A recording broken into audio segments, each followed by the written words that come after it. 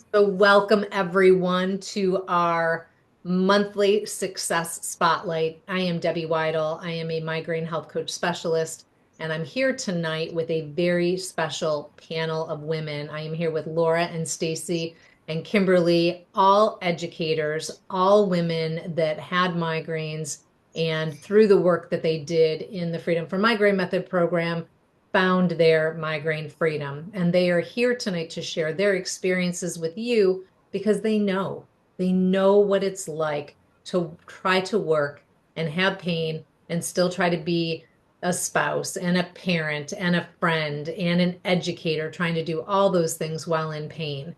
So I'm going to let them introduce themselves really quick. But for those of you that don't know me, again, I am Debbie Waidl, your migraine health coach specialist. I had migraines for 10 years every single day. And now it has been 15 years since I've had migraines. So if it's possible for me, it's possible for you. And I'm so glad you're all here. All right, should we just go in order? Laura, can you introduce yourself really quick? Sure. My name is Laura Jacobson. This is my, I think, 22nd, 23rd year teaching. So I've been in the classroom a very long time. And thinking back, I think my migraine started when I went through puberty. So I've had them for a very, very, very long time because I'm in my 40s now. So this is great to be here and share anything that I can. Love it. Stacey? Yes, I've also been an educator for about 20 years, and my migraines started in my early 20s. And I got to the point where I didn't think they would ever go away. I was just going to live with them. So I'm also thrilled to be able to share with fellow educators so they know we are doers and we are caretakers for everybody, how we can learn to take care of ourselves through this with the help of this program. Thank you. And I'm a special educator, too, so our jobs are not easy. Little extra stress there. Kimberly. Hi, I am Kimberly. I have been in the special education field for 32 years now. I'm in my 50s. I started having migraines as a teenager, but they were manageable. And then about 6, 7 years ago, they became daily and just really serious, almost, well, debilitating, really.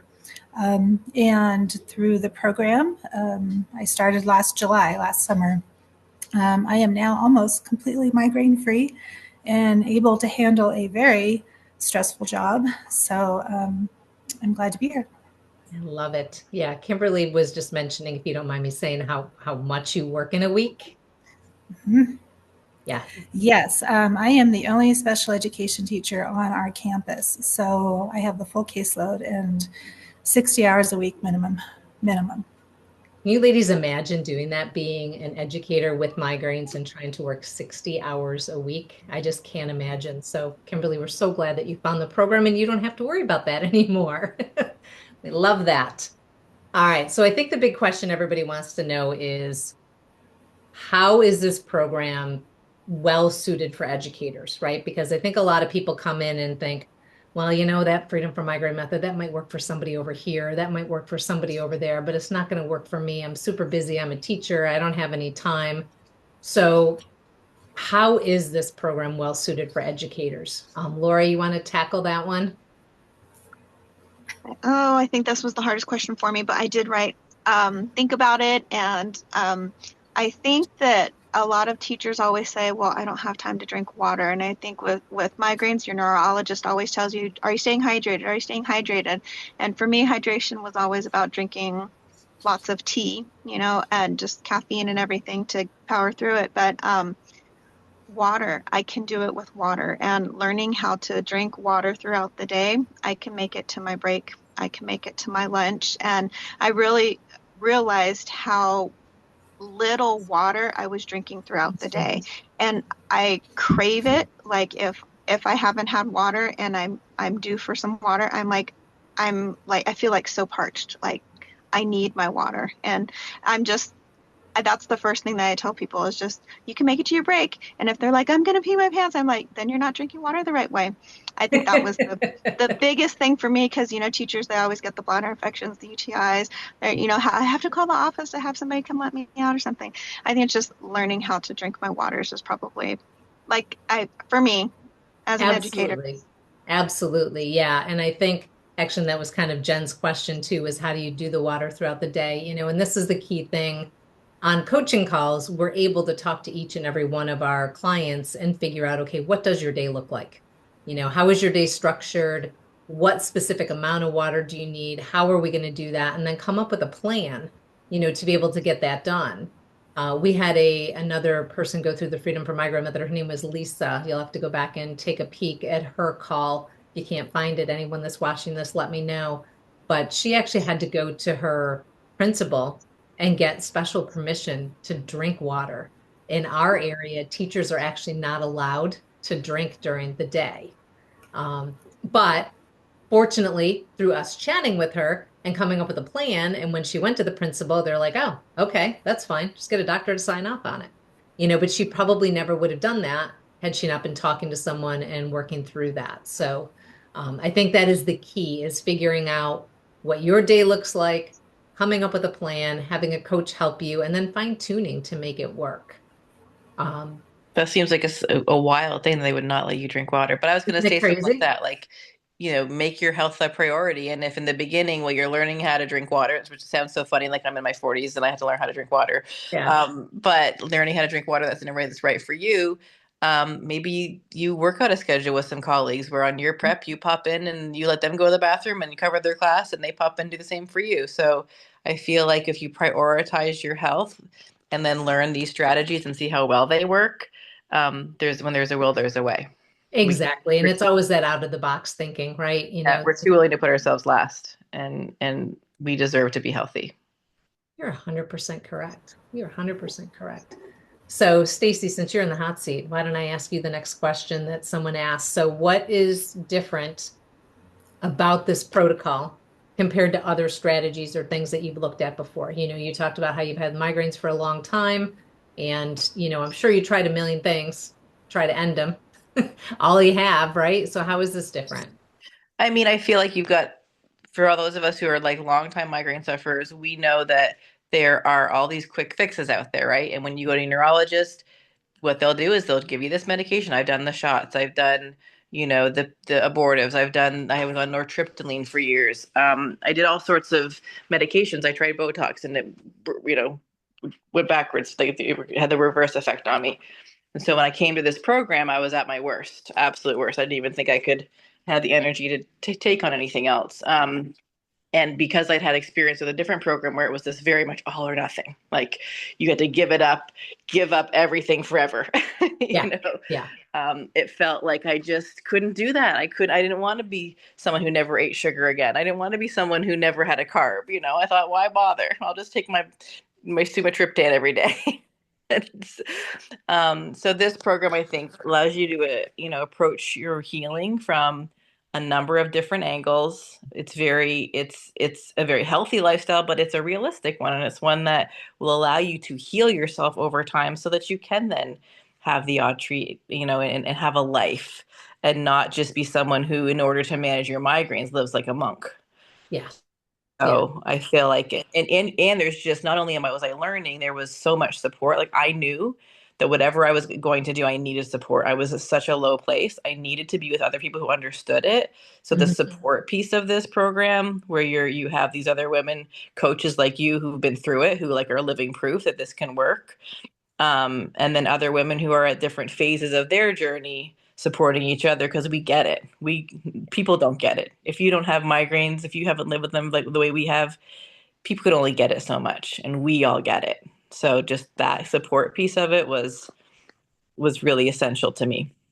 Yeah, absolutely. I agree with that. I think that, there's three main components in the Freedom from Migraine method, and without getting too far down the rabbit hole in the program, one of them obviously is the material. Everybody wants to learn that new material, especially our educators, right? We want to dive in and do it all in one day. And then there's obviously the coaching, but then that other aspect of having that community and having these women who know exactly, they've tried all the same things. They're trying to work. They're trying to be the parent. And it's really hard when you have like a spouse that you're trying to talk to about it because they don't quite get it. But when you have this group of women that you can just share your wins with and your struggles, really we have found has increased our success of being able to help women tenfold just by having that group. So it's good to hear, Stacey, that is something that you found very supportive when you did the program. All right. So Kimberly, you're in the classroom, you're learning the program, you're trying to end your migraines. What changes did you kind of have to make to your school day in order to make the program work? Because obviously there's no magic fairy dust, right? As much as I wish, with my green nails getting ready for St. Patrick's Day, I wish I could throw like leprechauns and magic fairy dust at everyone. But if I did, I'm sure all of you would have gone running if I said that. Oh, I can fix you in a day. So what did you have to change in order to make this work? Well, one of the things we were talking about before, what makes the program different, I'd like to jump on that just really quick. Absolutely. The fact that I could take everything a little step at a time and take it at my pace and ask questions that I needed. It just wasn't a cookie cutter thing. And then being in the group and finding other people who had similar symptoms I have with the particular migraines that I've dealt with, I really felt that I've been told many times, even by neurologists, I had atypical migraines. They were atypical. They were different. And I thought, great, why not? Why me? Yeah, it's like, sure, why not? Just throw that on there. Yeah. So when I got into the group, I realized there were several people that had the same types of issues I did, the all day, every day, 24/7 pressure, blah, blah, blah. And so that really helped because like, oh, I'm not completely, off my rocker. So this is, this is real. This is happening. And so just being able to take everything step by step. And then in the classroom, it was the same way. I was one of those people who could not even touch the modules during the week. I couldn't look at them. I could barely get on Facebook, but I would take some time, a few hours on the weekend to really plow through them and write things down. I'm like, oh, I can try this. I can do this. This is where I'll start. And then practice that for a couple weeks while teaching. For me, again, the only special educator. So I don't have any breaks. I don't have any preps. I really don't have a lunch. Kids are just with me all the time. So I had to start figuring that out. The water thing was one of the big ones to start with, and the electrolytes and figuring that out.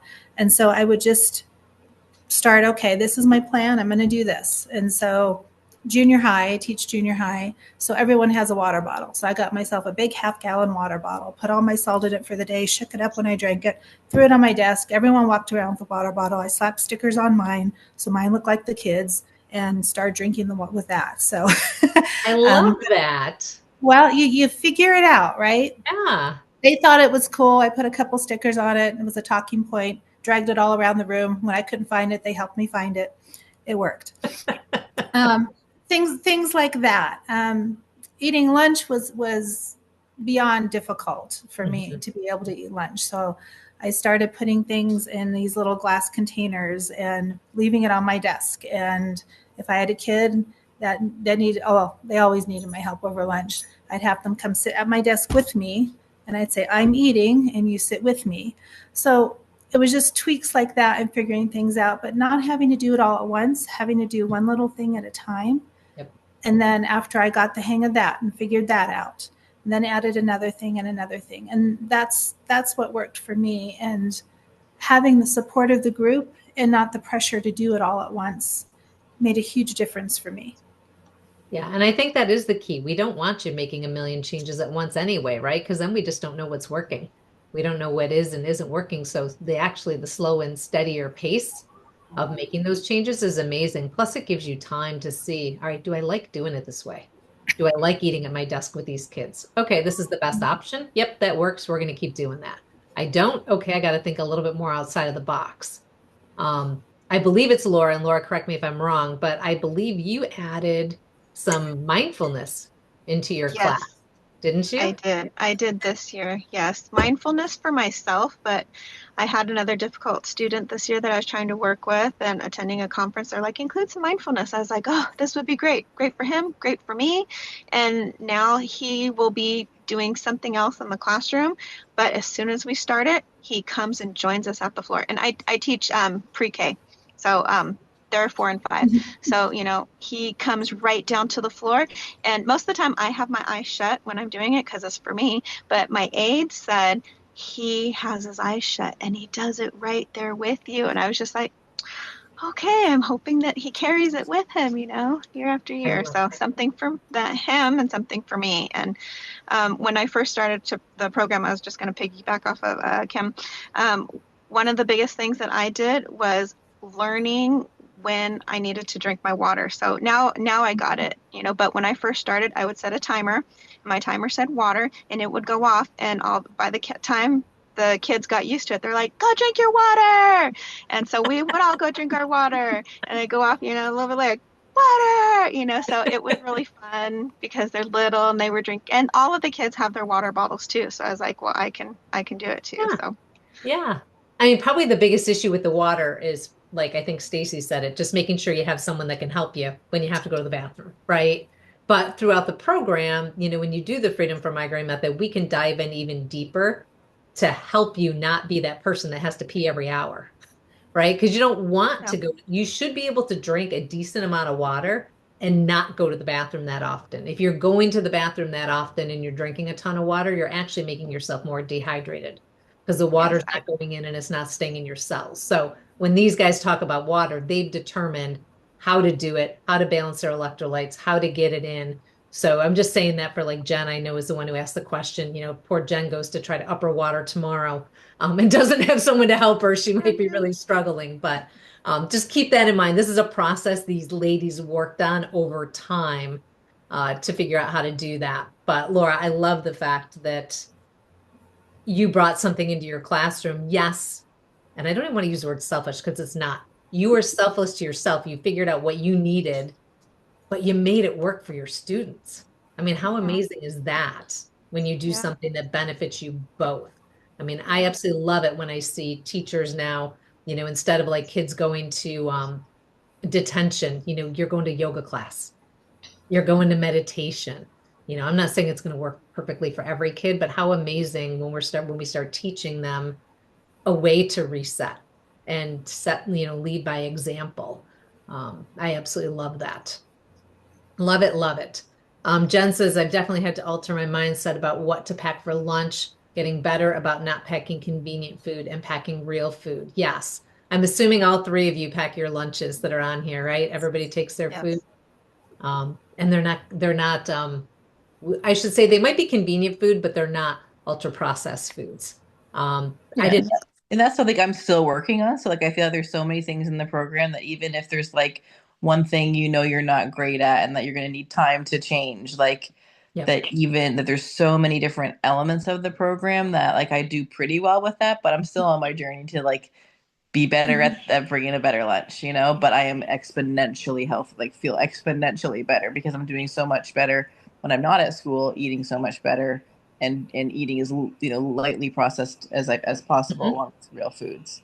Well, and Um, that's the bonus of it, right? Like, let's say someone on here, I'm just going to pick on you, Kimberly, because you work the most hours. Let's say Kimberly can only get 6 hours of sleep a night for a while. Like, that is her literal reality, let's say. Then she's probably going to tighten up on the other 5 areas. But Stacey, for food, maybe that's your area you're working on. So you tightened up some of the other areas to try to compensate. That's the great thing. When we talk about balance, I mean, my company's name is In the Balance. I don't mean balance like everything is perfect. It's almost more like juggling. If this one's up, then we're going to kind of, we're going to work back and forth to make sure that it does work for each and every person. And that's how you get the success. Because, like Kimberly said, there is no cookie cutter. Cookie cutter approaches don't work. You have to figure out how this is going to work for you. Does anybody want to tell me a couple of the foods that they eat at school that are good and healthy for us? Something that you can pack that works out okay? I do a lot of nuts, so I've got my I, cashews, my pistachios, nice. little packets of hummus that are that I could just kind of bring Yep. and have with carrots, things like that. Love that. Anybody else? I only do my 3 meals. So I, eat my breakfast at home and then I pack my lunch and it's, chicken, veggies, nuts. And then like today, since I will be at the district till 7 my time, 7:30 tonight, I packed my lunch. So I heated it up. It's sitting here on my lap and I'll have it, when we're all done. But it's same thing, chicken, veggies, it's nuts. Do you pack it ahead of time, Laura? Do you pack the night before? Lunch Gosh, or, that was my New Year's resolution. No, I pack it the morning of. So in but the you morning, still I'm do just it. like stressing, but I did think of you because I know I watched a video before I started the program about your threshold, and I would much rather be a few minutes late, pack my lunch. Mhm. That way I don't have to worry about grabbing junk food or fast Yeah. food or stuff from the vending machine. So I was a few minutes late. I mean, we have this massive rainstorm hitting us right now, but I mean, my kids weren't there to greet me. I have my 45-minute prep time before. So I made Yeah. it with plenty of time, but I knew today was going to be a very long day, and I just made sure I grabbed all the things.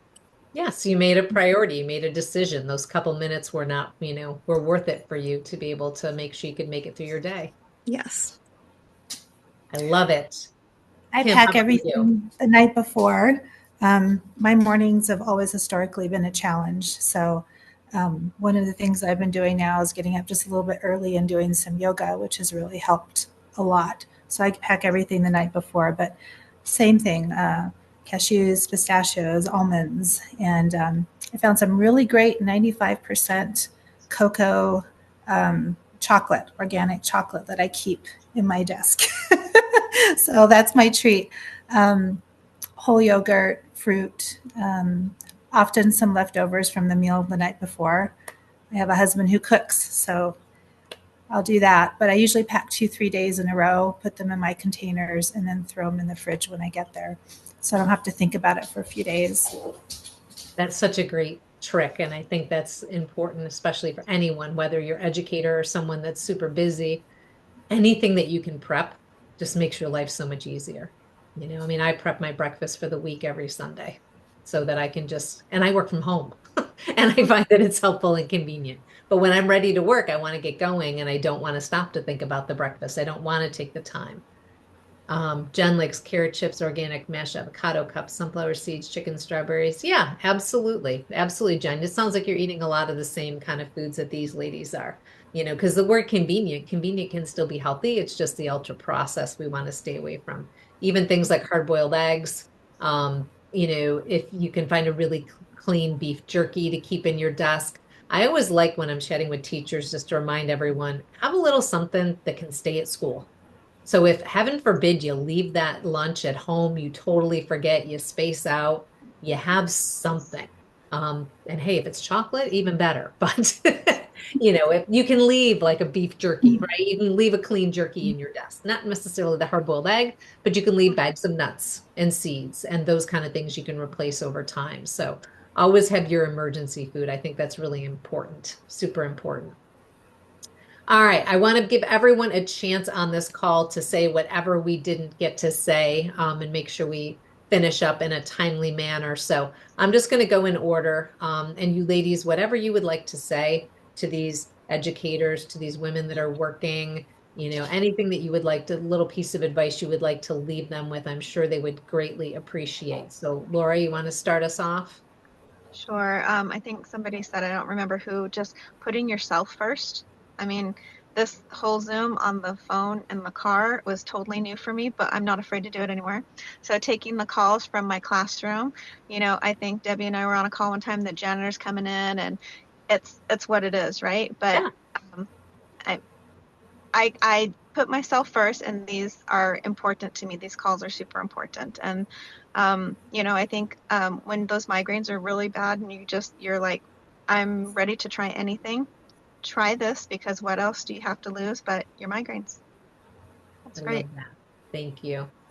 Stacey? Yeah, I think even no matter like I think that the one thing that a lot of women will have in common when they come to this is they're at their wits end, like they're losing hope, right? And so this program, because it's so well designed. Like my sixth grader's coming home, he's loud. Let me close the door. It's so well designed. You're going to get the support you need, even if you're busy. Like I'm still not doing the best job probably saying no to things, but I'm certainly doing way better than I would have because I know that I got to manage my threshold, right? And I had to get that time in for my yoga. So I'm not going to say yes to too many things. Somebody wants me to go to an event. No, that's my yoga night, So like just having that support and knowing that I have this accountability in the program, that I've invested in myself, that I've invested in my health, and that it's actually an investment that gives back. Like I've, in 25 years, I have not felt this good. And so, and again, I'm still not even using the program to its full potential because I haven't finished the modules yet. But it's still, they're there for me. So like I'm an alumni, I'm in the alumni. This program is just here supporting me in the background. If I run into a trouble spot, I know I can pop into the group and be like, hey, here's what's going on with me. And I have these experts and these other women who are there to support me. And if not, then I'm just going to keep trucking. And when the summer rolls around, I'm going to dive into those. And I was able to do the modules. Like, it's just, I'm a special educator. So now my IP season's kicking in. So what I would do is just kind of be working out through my lunch and keeping like a video playing in the background and listening to it and taking some notes when I found a way to do it during my school day, even listening to the modules, taking 10 minutes to read one of the articles that are in the modules. So it's doable, and I deserved it. I deserved to not work for somebody else's kid because my kids were suffering. So now, like, because I feel like I never missed any work, even when I had my headaches, I would just take my meds. But guess who suffered? My family, because when I got home, I was done. Yeah. And so what this program has given me back more than anything is, my kids, and I'll probably get emotional thinking about it, my kids don't have to see mommy in the bedroom with the lights off all the time. Yeah. So it's worth it. And so many things did not work for me. This program did. So I am so glad you said that, because I think that's one of the biggest things I see with educators and with women in the healthcare field. They push through. They don't stop. It's all about that. You guys give, and give, and you have nothing left. You get home, and I know I'm kind of speaking for you, and you can obviously jump in, but from chatting with most of you, you get home at the end of the day and you're like, I can barely sit on the couch. I don't even want to think about cooking dinner. Half the time you can't even eat dinner because your head hurts so bad. And then, you make it through the week, and then you get to the weekend and you're like, all right, well, great. Now I got to play catch up. I haven't gotten anything done during the week, and I still feel like garbage, but I got to catch up, because guess what? Monday it starts all over again. I have to go care for everyone again, but you do it because you love what you do.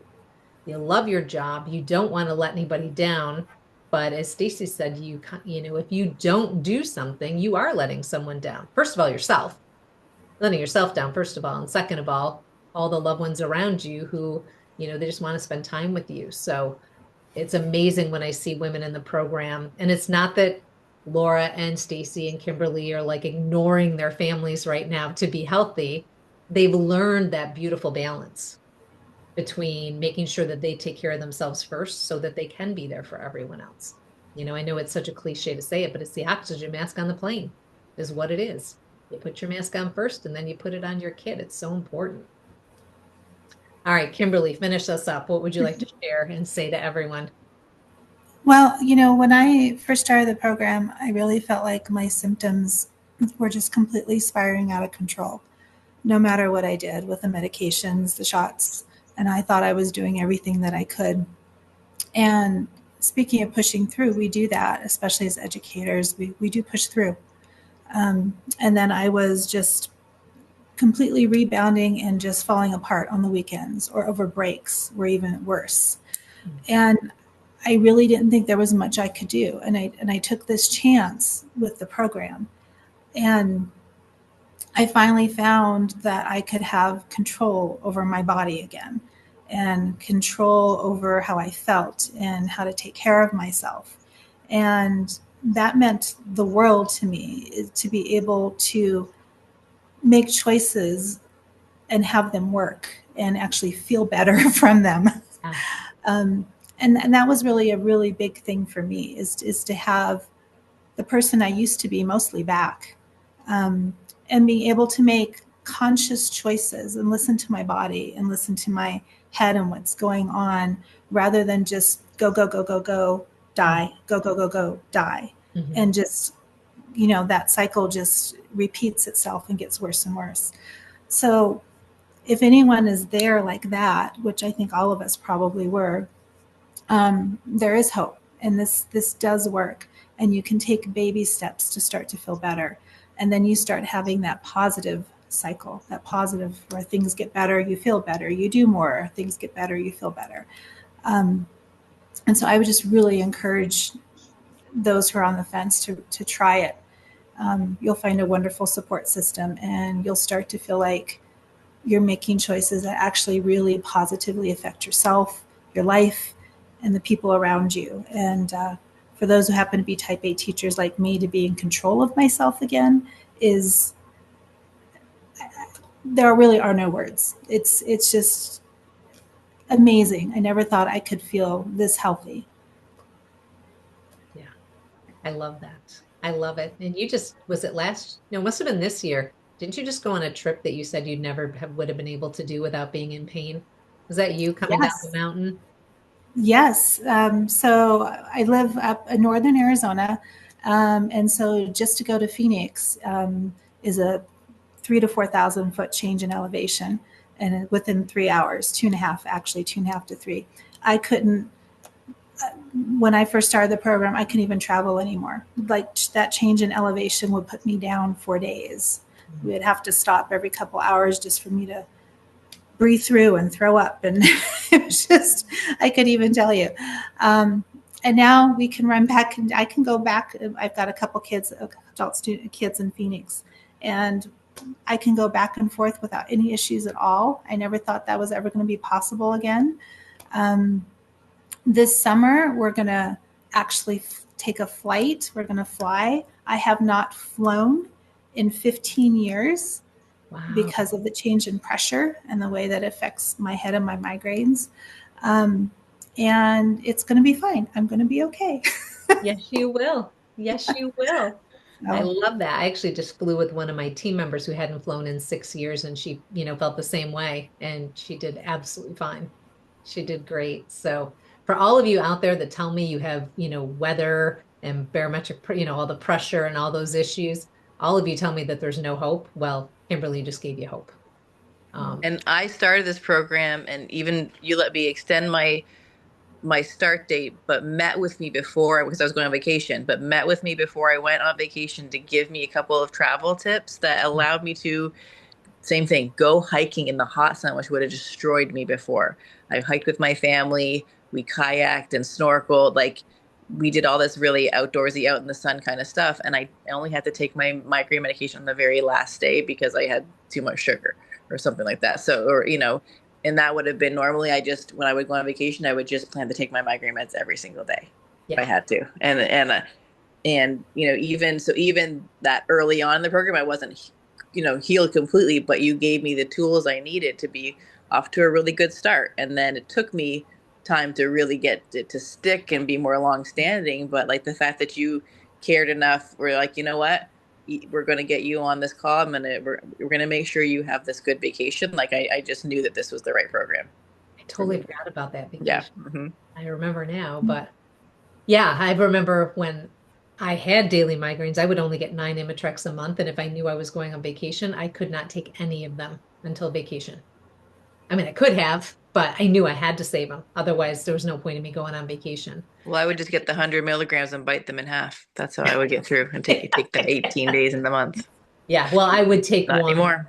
I would have to take 2 doses. Like I would take a half and then a half later because my pain never went away. The triptans would knock it down, just enough to be functionable, like you ladies, were before you started the program. But yeah, 10 years, it just never fully went away. But thank goodness we don't have to do that anymore. And neither do you, anyone that's watching. So ladies, I can't thank you enough for being here tonight. I really hope that the educators that got to listen to this tonight and the ones that are going to listen to it on the replay, I hope this was helpful. But please, if you're watching on the replay and you have questions, don't hesitate to reach out. I know these ladies would be more than happy to, write something up really quick, answer your questions. We can answer your questions, but please know that there is hope to get to your migraine freedom. There is hope to be able to do the job that you love without having to push through every day, without having to worry, is tomorrow going to be that horrible day? Is it going to be the day that, I'm going to be, I know one teacher said that she would climb under her desk when her kids had specials and she would lay down and like take a nap. And then, when as soon as she heard the kids coming back, she'd have to climb out from under her desk and try to teach again. You don't have to do that. You don't have to live that way. We're here to help. So thank you everyone for being here. Thank you, ladies, and enjoy your migraine freedom. All Thank right. you. And if I could say one thing, just in terms of Yeah. in the summer, you tend to have a little more time. So like note that that's the time where you can really invest, but don't wait till then. Start now. Get yourself slowly rolling, and then by the time the summer kicks in and your diet, like you're really gonna be picking up some momentum and be so much closer to freedom from migraine. Because I was at the end of the summer that I started, and I was still able to do it.